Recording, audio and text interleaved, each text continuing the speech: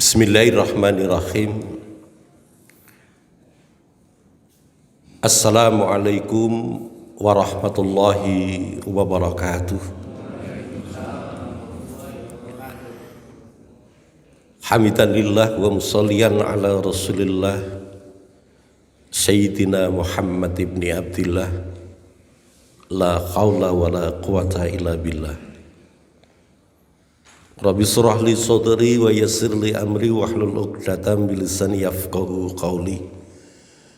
Allahumma 'allimnal kitaba wa faqihna fid din. Shadaqallahul adzim. Sugeng enjang sugeng pepanggihan sedaya jamaah Masjid Agung rahimakumullah. Ibu-ibu, bapak-bapak, semoga mudah-mudahan di pagi hari ini mengawali aktivitas kita, Allah senantiasa mengkaruniakan kesehatan kepada kita. Allah memudahkan urusan kita. Allah meringankan kita di dalam kita melakukan kebaikan. Tak ketinggalan juga kami sampaikan banyak terima kasih kepada segenap jajaran Takmir Masjid Agung Surakarta. Alhamdulillahirabbil alamin. Mengawali kajian sirah di pagi hari ini, saya akan menyampaikan satu hadis yang ini disampaikan oleh Imam Bukhari dan Imam Muslim. Khairun nasi qarni, summal ladzina yalunahum, summal ladzina yalunahum. Khairun nasi qarni, sebaik-baik manusia itu di eraku. Tentu di antara kita itu akan muncul pertanyaan, kenapa gitu. Jadi di era Kanjeng Nabi Muhammad sallallahu alaihi wasallam,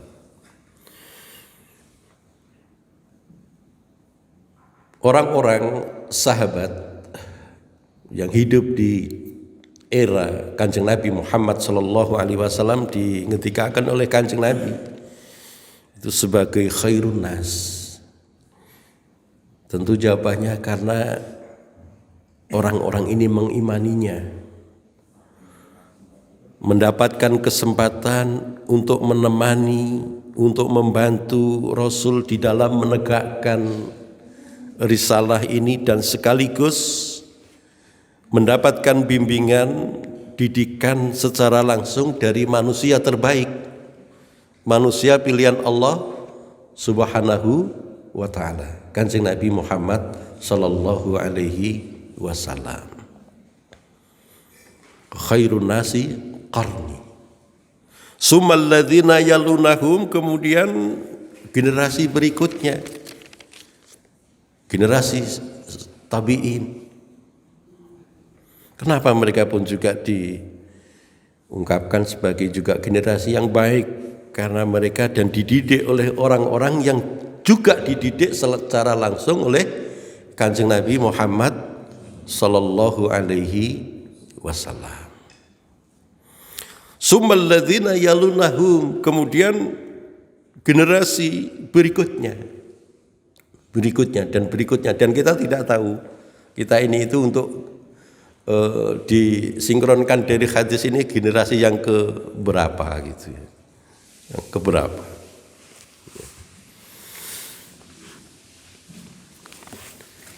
Jamaah kelas subuh rahimakumullah, generasi sahabat telah banyak kita kaji, kita bahas gitu ya.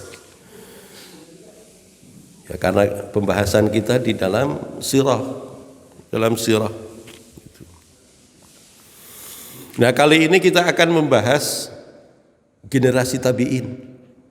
Ini pun juga sungguh akan menjadi pelajaran yang baik bagi kita.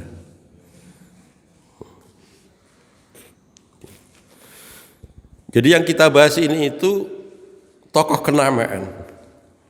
Kalau di dalam sirah ini 1 dari 7 tokoh fuqaha ahli fikih yang lahir dan hidup di Madinah. Yang lahir dan hidup di Madinah. Pahala ahli sejarah pun juga mengungkapkan beliau ini itu seorang yang zuhud, wara, takwa. Bahkan saking alimnya ini pernah beliau menjadi penasihat pribadi dari Umar bin Abdul Aziz.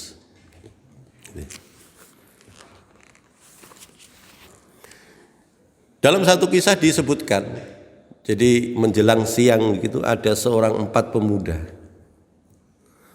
yang keempat-empatnya ini tengah duduk di tempat yang mustajabah di dekat rukun Yamani di Ka'bah pada saat itu.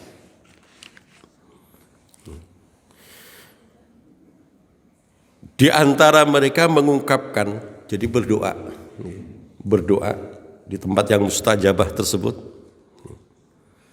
Jadi yang pertama ini, cita-citaku itu ingin bisa menguasai Hijaz. Jadi mereka yang pertama ini mengungkapkan seperti itu. Dan yang kedua, orang yang kedua atau remaja yang kedua, aku ingin bisa menguasai 2 wilayah yang ada di Irak. Nah, remaja yang ketiga, bila kalian berdua bercita-cita seperti itu, maka cita-citaku itu lebih besar. Aku ingin bisa menguasai dunia ini. Nah, masuk remaja yang keempat, ini diam. Kemudian ditanya, bagaimana tentangmu? Gitu. Nah, remaja yang keempat ini itu semoga Allah memberkahi cita-cita kalian bertiga. Ternyata remaja yang keempat ini itu aku ingin menjadi orang yang alim. Gitu ya. Aku ingin menjadi orang yang berilmu. Dan ilmu yang bisa aku kuasai itu bisa aku amalkan. Dan orang-orang belajar dan mengambil ilmu dariku tentang kitab Rabb kita, Al-Quran ini dan sunnah nabinya atau as-sunnah. Nah, orang yang keempat inilah sekali lagi yang ingin kita angkat di kesempatan pagi hari ini. Urwah bin Zubair. Urwah bin Zubair. Nah, remaja yang pertama tadi, ada 4 remaja. Ini adalah Abdullah bin Zubair, ini kebetulan kakaknya.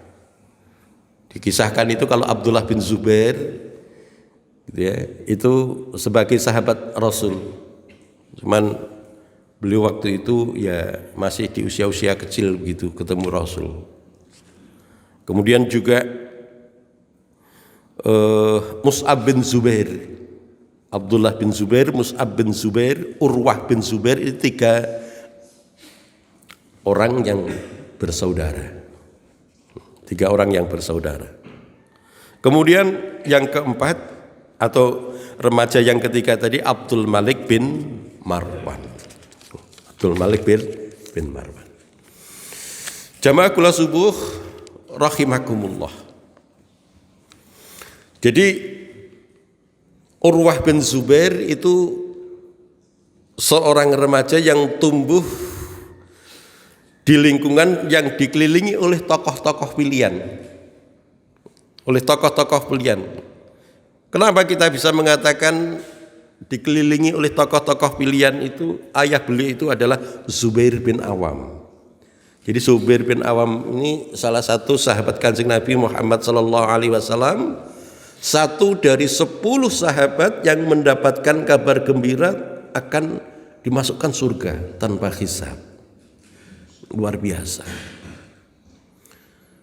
Kemudian ibu dari Zubair bin Awam ini Sofiyah. Sofiyah ini bibi Kanjeng Nabi Muhammad sallallahu alaihi wasallam. Jadi Sofiyah binti Abdul Muthalib. Itu. Dari jalur ibu Zubair, Urwah bin Zubair ini ibunya itu adalah Asma binti Abi Bakar. Asma. Jadi putri dari Asma, putri dari Sayyidina Abu Bakar As-Siddiq. Putri dari Sayyidina Abu Bakar As-Siddiq.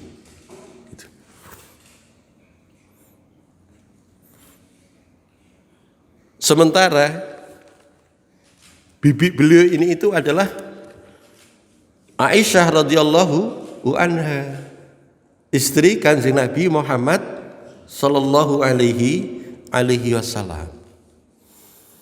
Jadi mendapatkan didikan dari orang-orang pilihan, dapatkan asupan ilmu yang luar biasa, gitu. Maka tidak aneh, gitu kan. Jadi dari lingkungan seperti itu terus kemudian kelak menjadi seorang tokoh kenamaan, seorang tabiin kenamaan maksudnya. Jadi itu. Nah, beliau dikatakan atau beliau sebagai seorang tabiin karena ketika saat beliau lahir, beliau tidak berjumpa dengan Kanjeng Nabi Muhammad sallallahu alaihi wasallam. Kanjeng Nabi sudah Rafiul A'la. Jadi beliau lahir itu 1 tahun sebelum masa Amirul Mukminin Umar ibnul Khattab. Cuman kalau Abdullah bin Zubair kakaknya ini sebagai sahabat Kanjeng Nabi. Selisih antara Urwah bin Zubair dengan Abdullah bin Zubair ini 20 tahun. Maka karena tidak berjumpa dengan Kanjeng Nabi, Urwah ini sebagai seorang tabi'in. Tapi di saat beliau tumbuh berkembang masih juga banyak sahabat-sahabat yang masih hidup, gitu. Jadi dari penjelasan tadi maka seolah Allah ini ingin mengumpulkan keberkahan tersebut itu pada diri Urwah bin Zubair.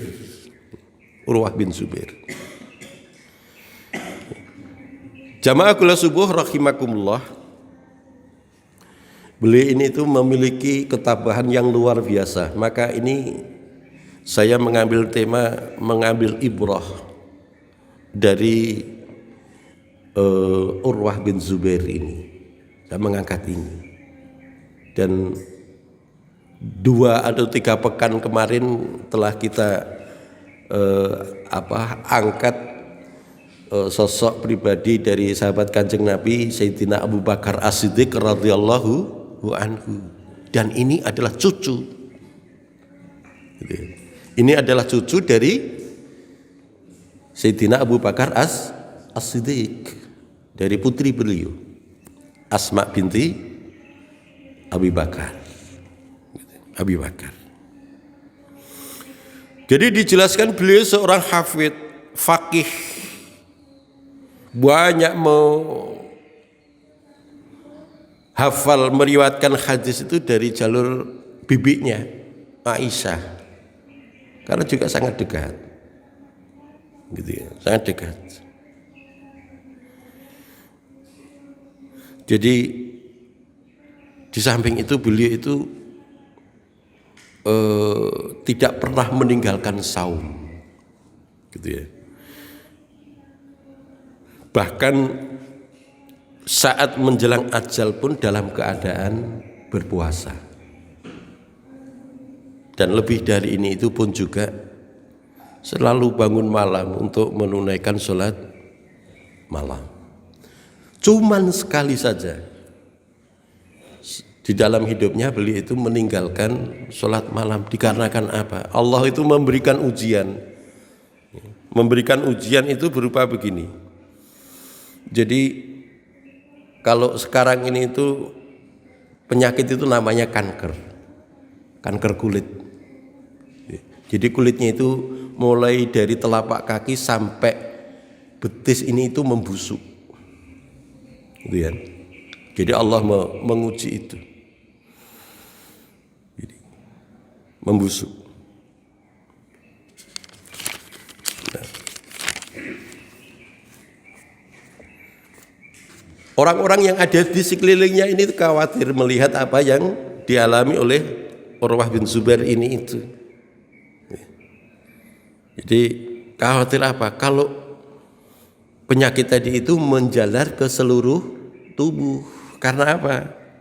Karena berawal dari telapak kaki ternyata bisa menjalar sampai ke betis. Kalau ini tidak segera ditangani, maka khawatir nanti ini akan menjalar ke seluruh tubuh. Gitu. Maka dipanggillah tabib. Jadi kalau sekarang ini tuh dokter. Cuman jangan dibayangkan dokter zaman dulu dengan dokter zaman sekarang.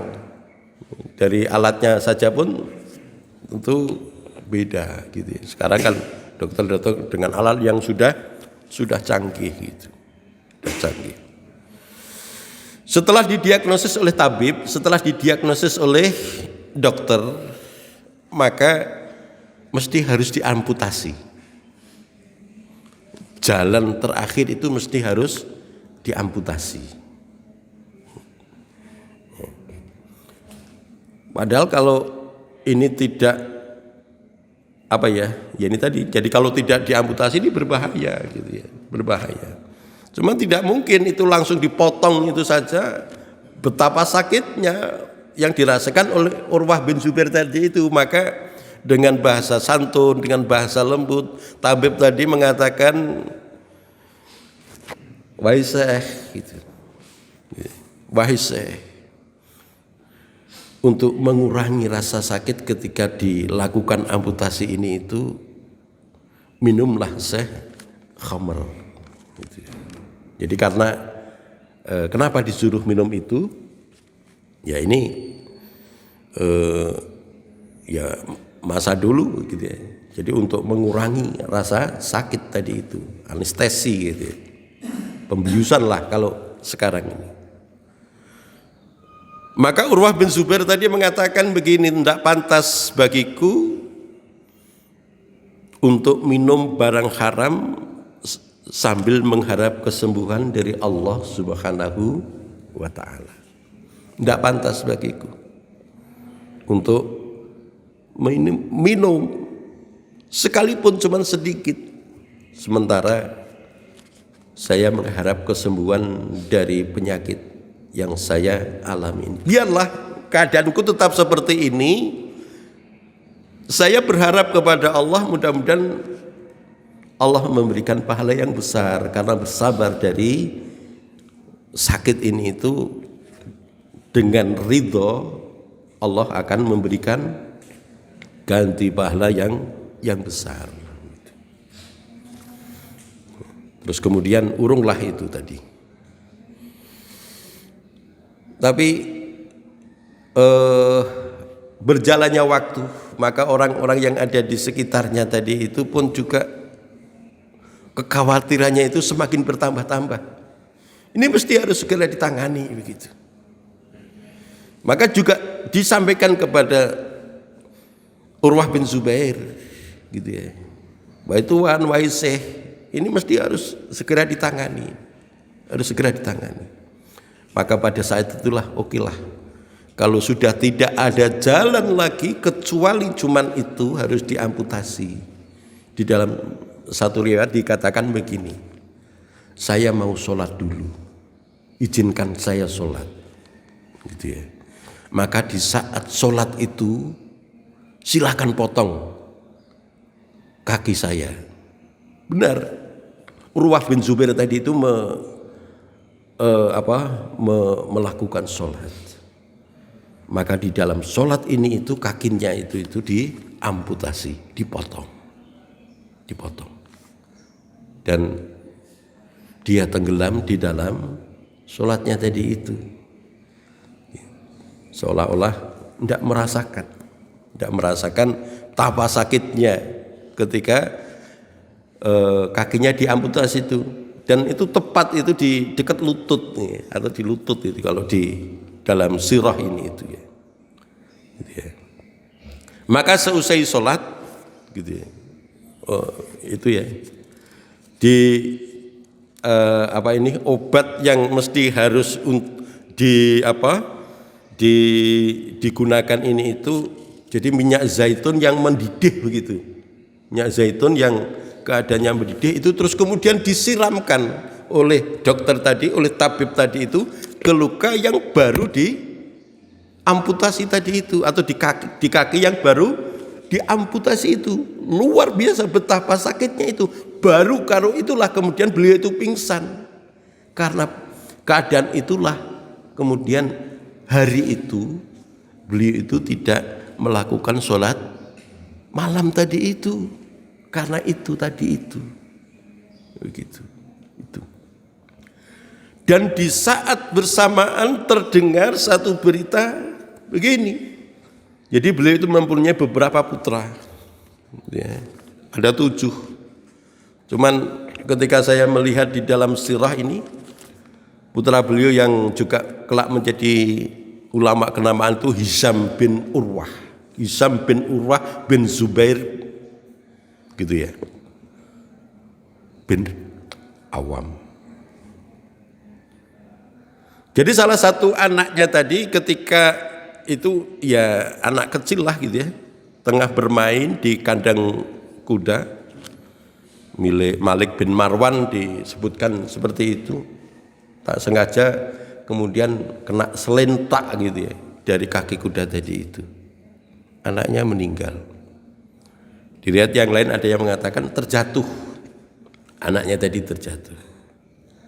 Jadi pada saat berbarengan dia keadaan seperti itu, kemudian mendengar anaknya meninggal. Orang-orang pada bertakziah.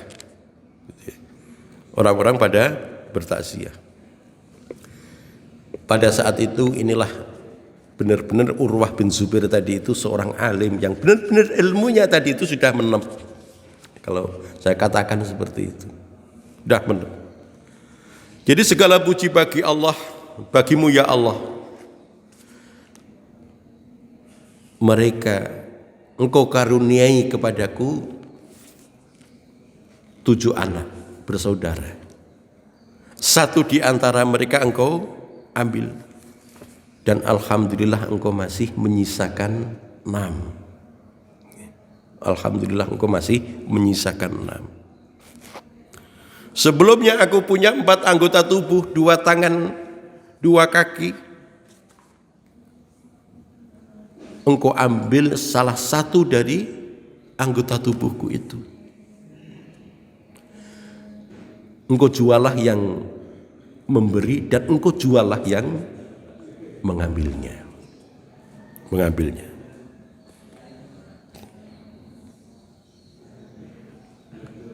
Alhamdulillah Engkau masih mengkaruniakan kepadaku berupa kesehatan ini. Jadi beliau ini dikaruniai usia sampai 71 tahun. Ini perjalanan yang dialami oleh Urwah bin Zubair ini itu. Maka kematangan ilmu yang ada pada beliau ini pun juga disampaikan kepada anak-anaknya, dan benar-benar ilmu tadi itu diamalkan. Seperti ini saya sampaikan di awal tadi, yang ia doakan di dekat rukun Yamani itu benar-benar dikabulkan oleh Allah Subhanahu wa ta'ala. Jadi banyak di dalam kitab-kitab yang menjelaskan tentang Urwah bin Zubair ini itu. Jadi ada kitab namanya Khilyatul Auliya. Khilyatul Auliya. Gitu. Jadi beliau itu menasihati atau bernasihat kepada anak-anaknya bahwa persembahan terbaik itu tidak lain hanya untuk Allah. Apa nasihatnya? Ya bunayya la yuhdiyanna ahadukum ila rabbih ma yastakhyi ayyuhdiyahu ila karimihi fa innallaha akramul kurama wa ahaqqu man ikhtira ilaihi. Wahai anakku, wahai buah hatiku, jangan kalian menghadiahkan sesuatu kepada Allah yang jika kalian hadiahkan kepada orang yang mempunyai kemuliaan, kalian merasa malu. Bukankah Allah itu lebih mulia dari orang yang memiliki kemuliaan? Maka sungguh Allah lah yang lebih berhak, lebih pantas untuk diutamakan. Gitu. Lebih hak dan lebih pantas untuk diutamakan. Ya, persembahan terbaik itu ya mesti hanya kepada Allah. Ini nasihat yang luar biasa dan sangat berharga. Dan ini bisa bersama-sama untuk kita resapi, kita renungi. Kemudian juga melakukan seperti itu kalau tidak ditopang oleh ilmu tentu tidak akan bisa. Maka juga dia bernasihat di dalam konteks ilmu, ya bunayya ta'allamu fa inna antakunu sughra'a qaumin asa antakunu kubara'ahum wa sau'atahu madza akbaha min syaikhin jahil. Wahai anakku, tuntutlah ilmu dan curahkanlah segenap kemampuanmu untuk meraihnya. Walaupun engkau kecil dalam pandangan manusia, namun dengan ilmu yang bisa engkau kuasai, kelak engkau akan menjadi besar dan menjadi tokoh di tengah-tengah umat. Ketahuilah, wahai anakku, tidak ada yang lebih buruk seorang tua yang sudah renta dan dia itu orang yang bodoh. Ini bahwa ilmu ini penting dan ilmu itu bisa mengangkat derajat dari yang mempunyainya. Ini ibu-ibu, bapak-bapak, jamaah kaum muslimin rahimakumullah, kisah-kisah yang benar-benar sangat menginspirasi tentunya untuk kita bersama. Jadi seorang tabi'in gitu kan, yang sekali lagi mereka hidup dan tumbuh dikelilingi oleh tokoh-tokoh pilihan. Ini pun juga mengisyaratkan kepada kita terbentuknya keimanan yang kuat. Ini pun juga membutuhkan satu lingkungan yang baik, gitu ya. Kemudian juga dididik oleh orang-orang yang terbaik. Pun juga kita pun memerlukan guru-guru yang baik, guru-guru yang faqih, gitu ya, yang bisa mentransfer ilmu kepada kita. Ini mudah-mudahan bermanfaat untuk kita semua. Insyaallah nanti di pertemuan selanjutnya akan kita angkat kisah-kisah yang lain. Demikian kurang lebihnya, wabillahi taufik wal hidayah. Wassalamualaikum warahmatullahi wabarakatuh.